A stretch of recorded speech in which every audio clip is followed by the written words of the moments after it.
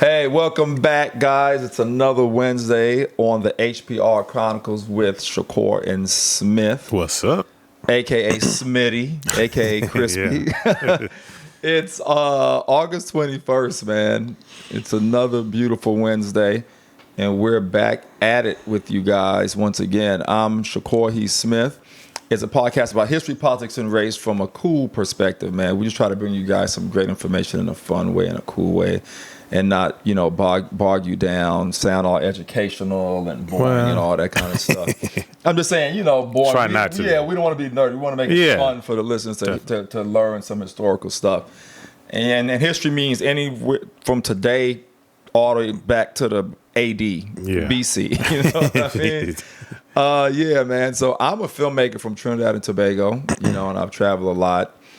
And always had a love for history and politics. And Chris is a veteran of the Army Reserve that works for the VA with a passion for history and politics.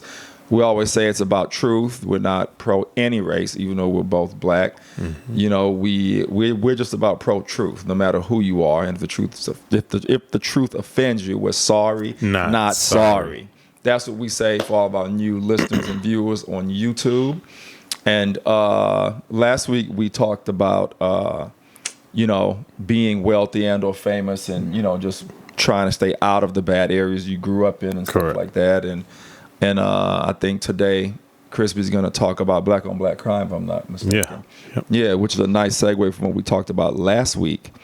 So, yeah, man, don't forget to subscribe. Don't forget to follow us on social media. And we want to thank you guys for checking in. And I'm going to get my pen and take some notes and stuff so that I can, jump in with Crispy when I need to. And we're going to let Crispy take it away. So, as stated, my topic is black on black crime. It's not necessarily just going to be all about the statistics of it, because a lot of people have already there's been a lot of debate already about it. Mm-hmm. And for the most part, yes, there is a lot of crime committed by blacks. Yeah. So my debate so my comments are kind of going to be, we'll get there. So, when you're having a debate, like let's say about Black Lives Matter, the topic tends to flip to black on black crime. Right. Well, I'm going to start with the FBI's uniform crime reporting data for 2016. 90.1% of black victims of homicide were killed by other blacks, while 83.5% of whites were killed by other whites. So while Can you say that again? So 90.1% of black victims of homicide were killed by other blacks. So, wow, 90-something% of blacks, killed by other blacks. But now 83.5% of whites were killed by other whites. Okay, got it. So there's a 0.7%. Because people commit crime within close proximity and community. Right? Yeah. So if you're in a community and it's primarily all black, your victims, or the victims and the perpetrators are going to be of the same color. Gotcha. And the same is for white people. Right. So while no life is inconsequential, the statistical evidence shows that just as for blacks, when it comes to black on black crime, whites are mostly victimized by other whites, with the vast majority of white murders committed by whites. This is because most victims of crime personally know their assailants. And while this is a truth across racial boundaries, no one ever talks about white on white crimes. Mm-hmm. So also the Bureau of Justice Statistics arrest data analyst tool shows that less than 1% of blacks overall, so it's about 2% of black men, commit a violent crime in any given year. So let me say that again. Yeah. So the Bureau of Justice Statistics, the arrest data analyst tool, shows that less than 1% of blacks overall, but then it comes to about 2% of black men commit a violent crime in any given time. So a violent crime in any given time, not other, but violent. This means factoring in interracial violent crimes, 99% of black men do not commit black on black crime. You get it? Interesting. So, And I want to also point out that the information I use multiple sources. I got Michael Harriot, Michael Cord, and John Kramlich. These are the journalist articles I found and I'm going off of. By the way, notwithstanding the troublesome issue of violent black criminality, did you know that less than one... So I was looking at it, I got the one article and I got that one information. Another article basically said the same thing, that did you know that less than 1% of black folks and only about 2% of black men commit a violent crime in any given year. And again, this is supported by the Department of Justice Bureau, or Department of Justice Bureau of Justice Statistics. Mm-hmm. So I'm not only quoting one person, but I wanted to show that I've quoted two different people that less than 1%, but about 2% of black men commit violent crimes. So would you say that the media just tries to perpetuate this narrative that that's all we're doing to create a certain effect? Correct. Because before you presented this, I thought I thought these statistics were way worse than that. Yeah. Now the numbers of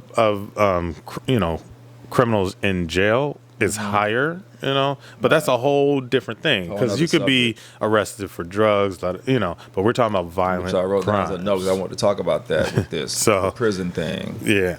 Mm-hmm. So, and just in case you think the violent black criminality that does exist is genetic as a black thing, did you know that poor urban whites have a higher rate of violence toward each other, and it's at a rate of 56.4% or 56.4 per 1,000, compared to poor urban blacks at a rate of 51.3 per 1,000. Mm-hmm. So the numbers are also lower, showing that violent crimes for blacks are a little bit less than, but it's it's still yeah. So wow. And then just to back it up, Department of Justice Bureau of Justice Statistics has this documented. So why the question is, why don't people ever call white mass murders right, like we just had not that long ago, white school shootings and white serial killings, white on white crime. Right. And they don't. Yeah. They don't. It's always labeled as this mental ill person. Right. Or this, that, and the third. Yeah. So they don't tell you it's white on white crime. No, it's never used. It's never ever used. Yep. Unfortunately, a lot of the shootings are happening in rural schools. Not all of them, but that are majority white. So it's like, there's some minorities in there, but overall, you almost could classify that as a white on white crime, right? But it's never just mentioned like that, and it's also usually never mentioned as like being domestic terrorism either. Right. Now the one that happened a couple weeks ago, that was labeled the Trump supporter, or the guy who has the white nationalist shooting. Oh, the Walmart thing. The Walmart. Yeah. Yeah, because he wanted to go kill Mexicans. He said he drove down from Dallas. Yeah. Yep. So, because he knew it would be more Mexicans down in El Paso than in Dallas, so he purposely drove all the way to Dallas, just to make sure he killed Mexicans. Yeah. So, and that's a different thing. So I'm just gonna. So in last year's pre-election survey, 3/4 of blacks, compared with fewer than half of whites, so 46%, said violent crime is a very big problem in the country today. And while 80% of blacks said gun violence is a very big problem in the U.S., just 47% of whites said the same. So now what I'm kind of want to point out with this statement is, again, sometimes you'll hear people say, when they talk about black on black crime, they act like black people don't care. Right. But obviously if you do a poll, or this poll was done, blacks definitely do feel there's an issue Right. And that they're, and they claim that there, more blacks are saying that there is a problem, it's gun violence or just, violence in general. Right. So, hope that makes sense. Yeah. Blacks are more likely than whites to see crime as a serious problem locally. In an early 2018 survey, black adults were roughly twice as likely as whites to say crime is a major problem in their community. So it was like 38% blacks, 17% white. Mm-hmm.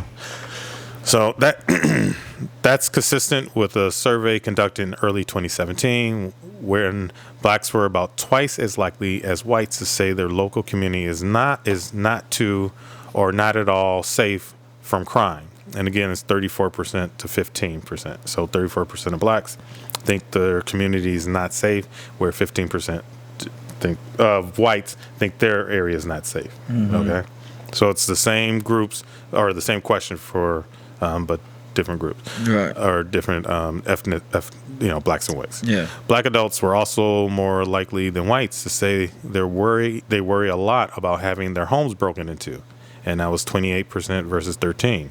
Or being victim of violent crime, 20% to 8%. Right.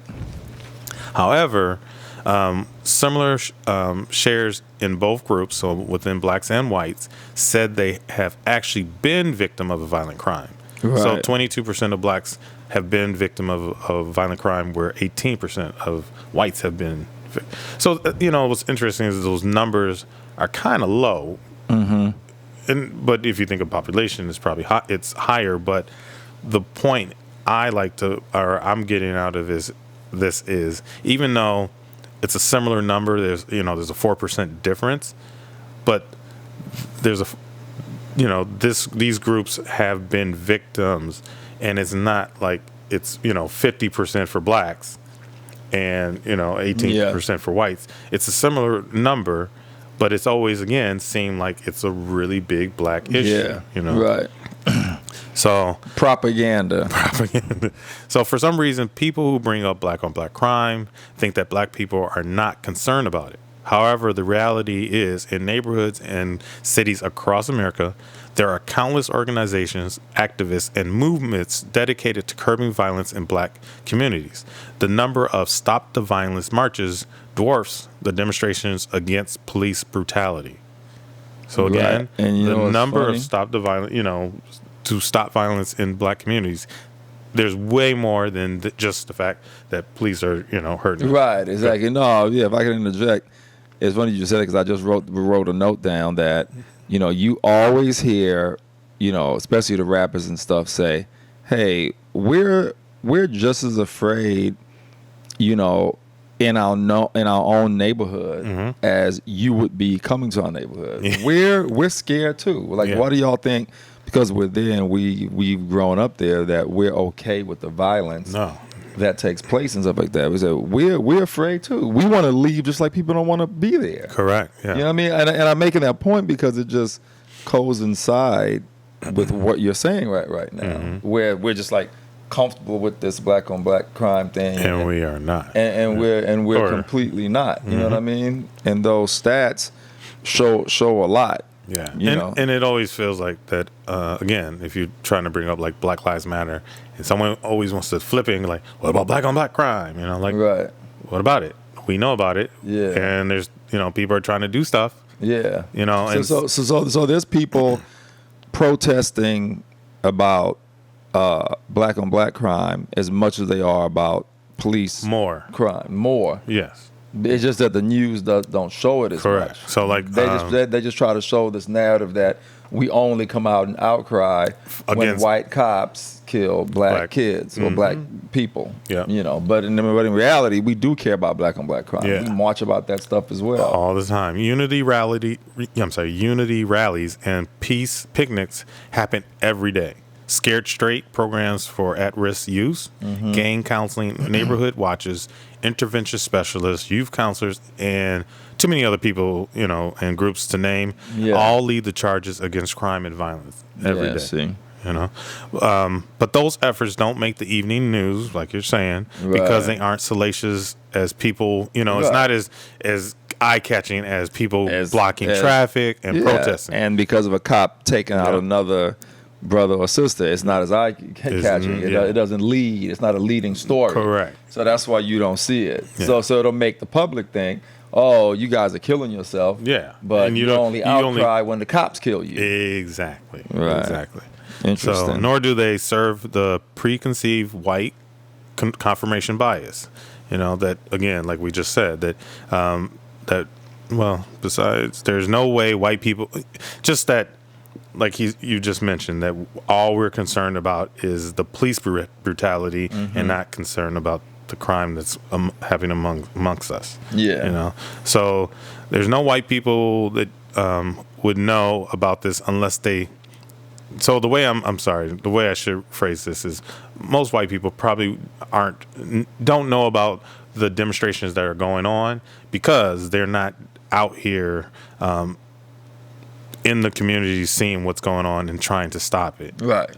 So unless, so stop deflecting with these questions and switching it up to, and I'm sorry to just say white people, because you could have an argument with another black person too, an Asian, whatever. So instead, actually go to a minority neighborhood and join the effort and see how you can fix and address the problems that are plaguing. Right. Exactly. And so another thing, as I was reading, the aspect, or just thinking that arresting people is going to fix society, it actually kind of hurts society, because you can put a criminal away for a crime and they can go to jail, but unless there's rehabilitation, all they're going to do is come back and things are going to just be just as bad as it was, and they're going to be worse. So if you go to prison and you're not being rehabilitated, and let's say they're spending $45,000 a year to house you, it's like just being warehoused, instead of figuring basically that $45,000 that is used on a inmate could be used in the schools or help to find jobs, to job training and things like that. Because what appears to be the big issue is the crimes are happening in very poor neighborhoods, and it's because there's the education is the jobs, education, all that stuff. And there's way more. There's things that could be done to bring those communities up. So sociologists and criminologists agree that violent crime is a complex social economic phenomenon. So generally speaking, research shows that poor people commit the most crimes. So, because the rich person doesn't need to, or even if you're middle class. When they do, it's some white collar, like this Epstein guy having sex with underage girls who just killed himself. It's stuff like that. You know what I'm trying to say? It's Maddox who embezzled. It's a white collar crime, or she got sex crimes. But sex crimes or white collar crimes and stuff like that. But it's not crimes of like survival and correct stuff like that. Like and if it is crimes. A crime where it is some type of murder, that's usually like that. If you're rich and wealthy, they tend to have some really mental problem or crime of passion, like that. Yep, exactly. Big time crime of passion. That's a good point about the poor people committing most of the crime. I mean, it makes a lot of sense because you don't they're have in those. They're in trying those to survive situations. day to day. Yep. And it's not all. I'm definitely not saying all poor people do it. It just happens in poor communities, just because the chances for because the thing about it is, if you don't have something to exchange for your survival, then you're going to just take what you can't exchange. Correct. Esteem is self-worth. What do you have that you could exchange within society for your survival? And when you don't have that, and if you don't have job training you go and take it. And some of the articles that I was reading, it was a gentleman who was talking about Philadelphia and how he had he was in a school in his community, tested well, and was able to go to more of a white school. And, for him, things, he became a lawyer. So his opportunities got better because he went to a school that had a better curriculum, wasn't underfunded. Right. So, but then, the other question is the kids that didn't get that opportunity, what happened to them? Most likely they were just passed along along in school. They weren't, the testing wasn't all that important. It was just like numbers, get them through. Yeah. So then when they do graduate high school, they don't have the skills to, put themselves, they don't have the skills, and maybe they don't have the will, the drive to do something better.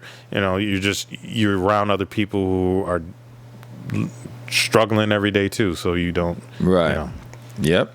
So again, let me also add another Bureau of Justice statistics that during the period from 2008 through 2012, persons in poor households at or below the federal poverty level, so 39.8 per thousand, had more than double the rate of violent victimization as persons in high income households. So it's like 16.9. The overall pattern of poor persons having the higher rates of violent victimization was consistent for both whites and blacks. So knowing the small difference in crime rates can easily be explained by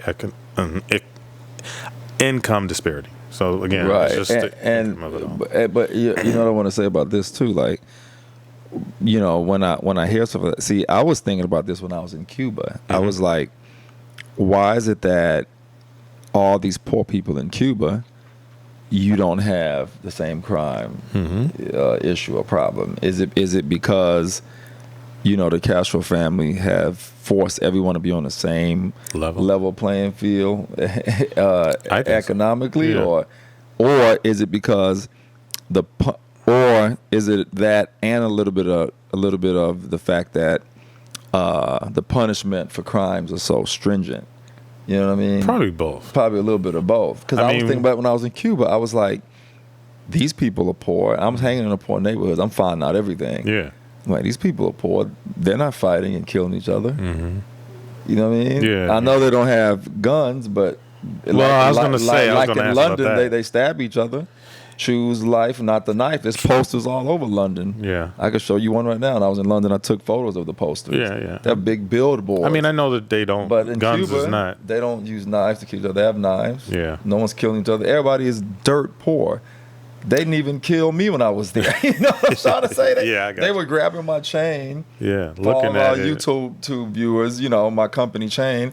They were saying, "Oh man, Imani, I could buy 3 houses with this chain." Oh wow. And I'm in the ghettos, and they're grabbing my chain, and people I don't even know, poor people, but didn't try to snatch it off didn't your try neck. to snatch it. I was in cabs in the poor neighborhoods and stuff.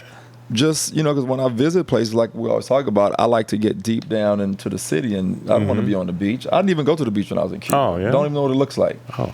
You know what I'm saying? Yeah. Because I'm I can go to the beach anywhere. Why am I gonna do that, right? So, I remember even being in a cab one night. The cab driver was trying to get me to go to hook up with this prostitute, this black girl, because they don't have money, and that's how they make money. Got it. And he took me to this neighborhood. I said, "No, man, I'm not interested in that." And he took me all the way to the neighborhood, thinking that's what I wanted. And it was one of the poor black neighborhoods right outside of Havana. Yeah. Which poor blacks in all races are all over Havana, but this particular little section was predominantly just all black Cubans. Okay. And I remember being in the cab and pulling out a wad of money in the cab in this neighborhood by myself. And nothing happened. No, they didn't try to snatch it. Nothing, man. And I said, "No, I'm fine, man. I'm not into prostitutes. You can just take me back to my Airbnb." And I shouldn't have been by myself, but my cousin who had come on a trip with me, as we talked about in our last episode, I found out on this trip that he was jealous of me and couldn't fathom who I was. Oh, okay. And so we had a big fight before we left Cuba. So I was hanging out alone. Okay. And I had a blast hanging out alone. Yeah. You know what I mean? And but going back to our topic today, this black on black thing and poor thing, I don't know, man. I don't know if that only pertains to the U.S., if that's something that's relative to everywhere, because in Cuba it was nothing like that. And everybody's poor. You know what I'm saying? Yeah, and I guess I've seen.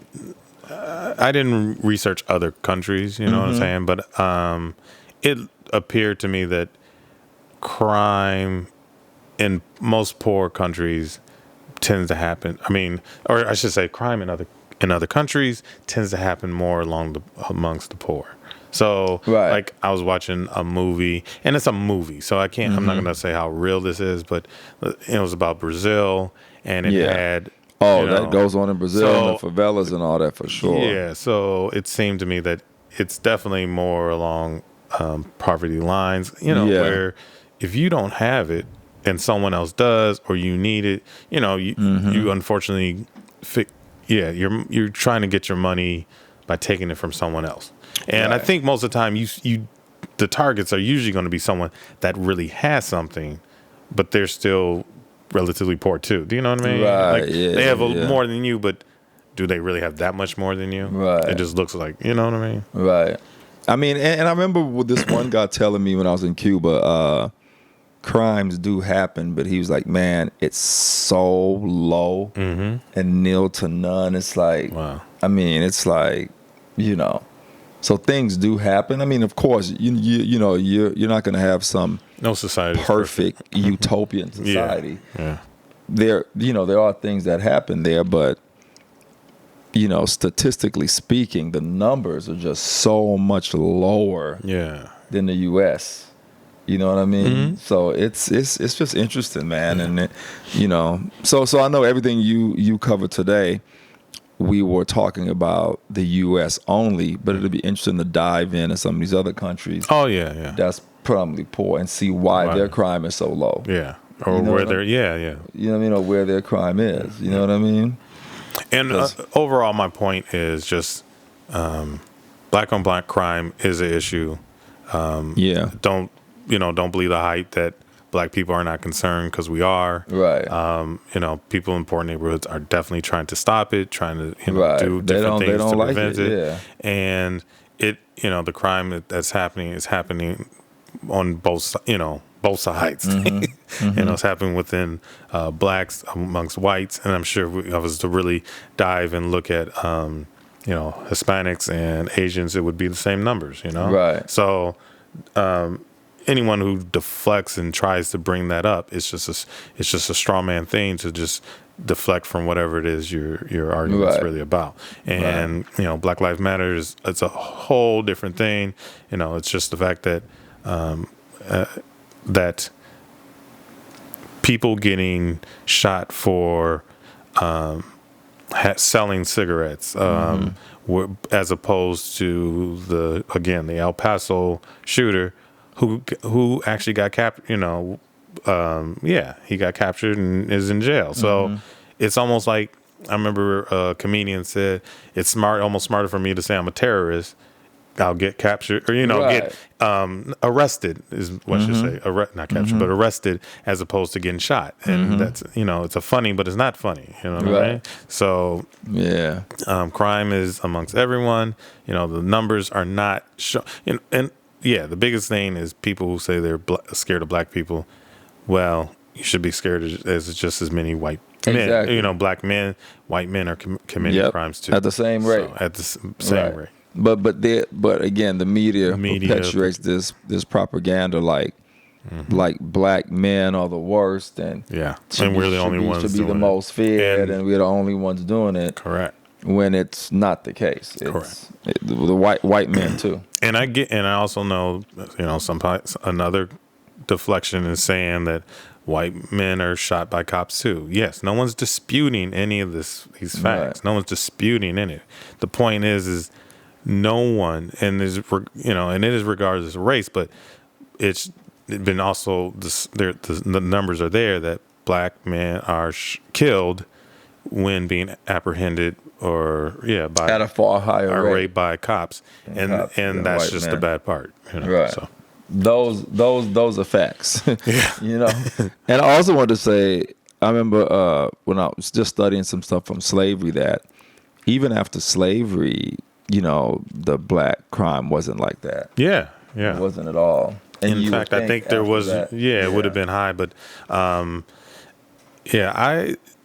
is something I really do kind of want to look into is like, when did crime amongst blacks really start to change? When all the systemic racism, as we talked about in that one podcast, started to take effect. I mean, well, obviously after racism. If you look at 13, they social studies were done, and companies literally purposely, systemically did things to oppress people. Yes. And they have sociology that actually study it.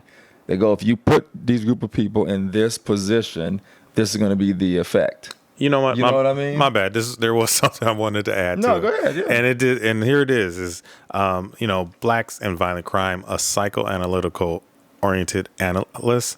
And it's a big thing, but I'm only just going to, kind of quote some stuff. It's just, it says slavery and its crippling psychological effects are the devastating psychological consequences of the 100 years of discrimination, segregation, and anti-black terror that follow. So basically, slavery and everything that was done with it for over 100 years,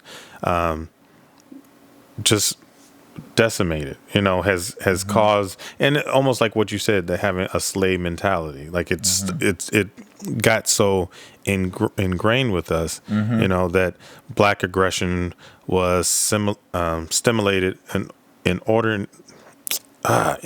inordinately by this, while simultaneously the black superego was decisively weakened and rendered incomplete and conflicted. So basically, that's saying that due to everything that went on, the aggression was just emphasized or made worse, and the black ego also was weakened. So your idea of what you can do and accomplish was just pushed down. Do you know what I mean? So there is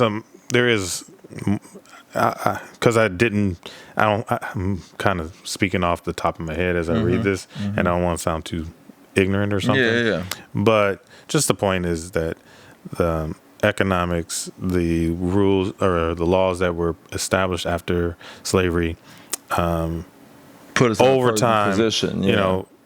I do believe that blacks went out, tried to, become successful, became successful. Actually became successful. Yeah. And then were punished by either lands being taken away or just mobs came in and destroyed their land, Yep. So what happened with the slavery and separating families, and then the laws that were put out were again meant to separate families again by putting people in jail. So it's over time, and now we just have Yeah, and I have some statistics I could add to it real quick too, Crispy, before we. So I hope this before we episode go has on, been helpful. Okay, so just real quick, just to add to what Crispy just said. So I have some notes that I'd taken a while back, and this is the history of the black financial demise. Okay.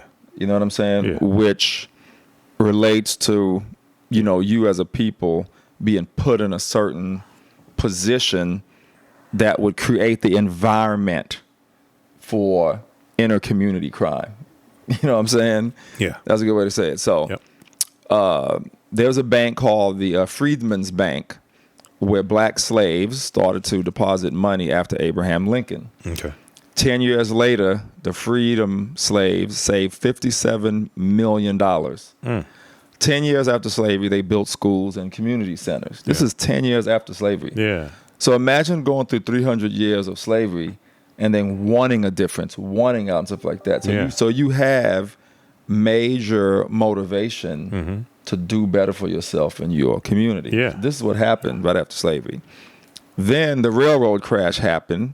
Then corruption by the police followed. Yeah. Right? I'm just going to give you guys some key points, our listeners and our viewers on YouTube. You guys could look all this stuff up. Frederick Douglass, who had $12,000 in the Freedmen's Bank, asked Congress to insure it, and they said yes. Then they took the money to build a Treasury Annex in Washington, which is now the Freedmen's Bank to this day. Oh, okay. You know what I'm saying? Yeah. So now let's just touch quickly on the Great Migration. Then the Great Migration happened, and 5 million blacks moved north because of fear of lynching. Okay. The land value they walked away from is now the green belt, worth trillions of dollars today. Okay, yeah. You know what I'm saying? Mm-hmm. Then Black Wall Street was burned down, and all of our commerce was decimated after that from Black Wall Street. Then after that, and I'm just giving you guys a quick timeline on what can cause this intercommunity, violence. Then after the Black Wall Street thing happened, then redlining happened, where real estate that blacks were not allowed to buy. Red lines drew on maps, keeping us out. Okay. And I'm going to do a podcast on redlining too. It's in my notes. Then after that, predatory lending happened. You know what I'm saying? Yeah, yeah. Then the death of Dr. King, who was assassinated only after he shifted focus on the economy. You know what I'm saying? Mm-hmm. Then I have here National Foundation of Credit Counseling free advice. I don't know what that is. I'll look that up. But yeah, so anyway, just wanted to give you guys a quick thing just to add. And this is stuff that I had, this was 2 years ago in March that I wrote all that stuff down. Okay. You know what I mean? Yeah. Because it's just stuff that I look up and just try to keep historical facts on when people are spouting, spewing stuff they don't know about and trying to deflect and stuff like that. Like, listen, man, these are the facts. Yeah, you say what you want, but these are the actual facts, you know? So anyway, like I said, when you systemically place a community and a people in that type of situation, as you can see, we were out of it and was getting out of those situations after slavery many times and building ourselves up, but we were systemically put down and then it was destroyed, which will result in that type of crime, community crime. Because if you don't have anything and nothing's going well, what do? You turn to the guy next to you and you want to kill him or take his shirt or his shoes and stuff like that. And all the wealth that was taken away, or they had to abandon for. And we kind of talked about this before, like how that would have helped the generations after. But when you have, absolutely. But the potential of having something, or it's taken away and you have nothing, and each time somehow they're doing something that just takes more away from you. You're just putting it down. It's just throwing dirt on top of buildings. Yep. So very true. Very true. Is that it, Crispy? That is it. All right, guys. So before we go, let me give you today in history, August 21st. Let's start off with 1680, the year 1680. That's when the Pueblo Indians drove the Spanish out and took possession of Santa Fe, New Mexico. That's interesting. I didn't even know some Indians drove Spain out and took New Mexico. I had no idea of that. That's interesting. Today in 1680. Wow. And then in 1831, Nat Turner, a former slave, led a violent insurrection in Virginia. He was later executed. So that happened today in 1831. It was when Nat Turner led that slave revolt. Yeah. If you didn't see the movie, I think I would have done a lot better movie. I planned on it. That's another story. But the movie is still worth looking at, though, if you haven't seen the Nat Turner movie. I did want to do that, though. I bought the books and all that years ago, and I plan to do it as a filmmaker, like a real Nat Turner movie, though. Not the one, what's his name? Didn't even know he did an okay job of what he had. And then in 1841, a patent for the Venetian blinds was issued to John Hampton. 1841? In 1841. I wonder if he really came up with those, and we'll do an episode on all the patents and inventions that were taken from the slaves, just so you guys know. It was a lot of them. And then in 1878, August 21st, the American Bar Association was formed by a group of lawyers, judges, and law professors in Saratoga, New York. And I didn't even know that was something that a group of men just came up with, the Bar Association. The Bar Association. And said, you got to pass this, and this is the bar, and this, that, and the other for you to be a lawyer. That's interesting, right? Is, yeah. Very interesting. I didn't know that either. But that's one of the things I love about this show, man. You really get to learn a lot of stuff. You know what I mean? Yep. So thanks for checking in, guys, to the HPR Chronicles with Shakur and Smith. Don't forget to subscribe on YouTube. Don't forget to follow us on social media. And thanks for listening on all the streaming platforms. And we'll see you guys next Wednesday. Yeah. Peace out. Peace.